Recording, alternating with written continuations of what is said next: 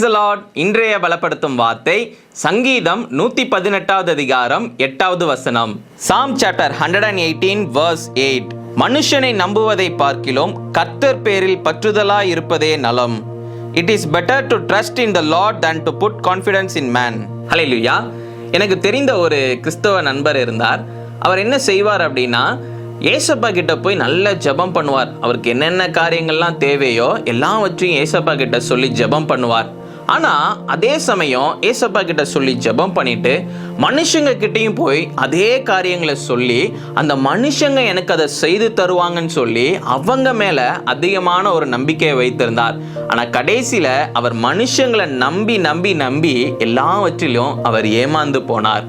இன்னைக்கு வேத வசனம் சொல்கிறது, நீ ஏசப்பா கிட்ட போய் ஒவ்வொரு காரியங்களையும் சொல்லி நீ ஜெபிக்கிற, ஆனாலும் நீ மனுஷங்களை தான் நீ நம்பி இருக்கிற. ஆனா நீ மனுஷங்களை நம்பாம ஏசப்பாவை நீ நம்பி இரு, உனக்கு எல்லா காரியங்களையும் அவரே வாய்க்க செய்வார். அவரே எல்லாவற்றிலும் உனக்கு ஒரு வெற்றியை தருவார். அவரே உன்னுடைய தேவைகளை சந்திப்பார் என்று வேத வசனம் நம்மளுக்கு கற்றுக் கொடுக்கின்றது. அதனாலதான் வேத வசனத்துல போடப்பட்டிருக்கிறத நம்மளால பார்க்க முடியும். மனுஷனை நம்புவதை பார்க்கிலும் கர்த்தர் பேரில் பற்றுதலாய் இருப்பதே நலம் என்று. நீங்க கர்த்தரையே நீங்க சார்ந்துருங்க. மனுஷங்களை நம்பி நம்பி நம்பி அநேக காரியங்கள்ல ஏமாற்றம் தான் நீங்க அடைந்திருப்பீங்க. அப்ப இந்த நாள்ல நீங்க மனுஷங்க கிட்ட சொன்னாலும் கூட கர்த்தர்கிட்ட சொல்லி, கர்த்தாவை நீங்க இதை செய்து தாங்கன்னு சொல்லி கர்த்தரை நம்பி இருங்க, கர்த்தரை சார்ந்துருங்க. நிச்சயம் எந்த காரியத்துக்காக நீங்க பிரயாசப்படுகிறீங்களோ அந்த காரியத்துல நீங்க ஒரு பலனை நீங்க பார்ப்பீங்க, ஒரு சக்சஸை நீங்க பார்ப்பீங்க. நீங்க செய்கிற காரியங்களை கர்த்தரே உங்களுக்கு ஆசீர்வாதத்தை தருவார். அப்போ நீங்க புரிந்து கொள்ள வேண்டிய விஷயம் என்ன அப்படின்னா, மனுஷங்க கிட்ட நம்ம சொல்லலாம், ஆனா கர்த்தர்கிட்ட சொல்லி நம்ம கர்த்தரை நம்பி இருந்தோம்னா தான் அந்த காரியங்கள் வாய்க்கப்படும். அந்த காரியங்களை கர்த்தர் நமக்காக செய்து தருவார். கர்த்தர் நமக்கு அதுல உதவி செய்வார். கர்த்தர் நமக்கு ஒரு பாதுகாப்பை தருவார். அதை விட்டுட்டு நம்ம கர்த்தர்கிட்ட ஏதோ ஒரு கடமைக்காக சொல்லிட்டு மனுஷங்க கிட்ட போய் அதிகமா சொல்லி மனுஷங்க எனக்கு இதை செய்து தருவாங்கன்னு சொல்லி அவங்க மேல நீங்க நம்பிக்கையா இருந்தீங்கன்னா கடைசி அதுல ஒரு ஏமாற்றம் தான் வரும்னு சொல்லி நீங்க புரிந்து கொண்டு நீங்க கர்த்தர்கிட்ட சொல்லி ஜெபம் பண்ணுங்க. கர்த்தரை விசுவாசிங்க, கர்த்தரை நம்புங்க.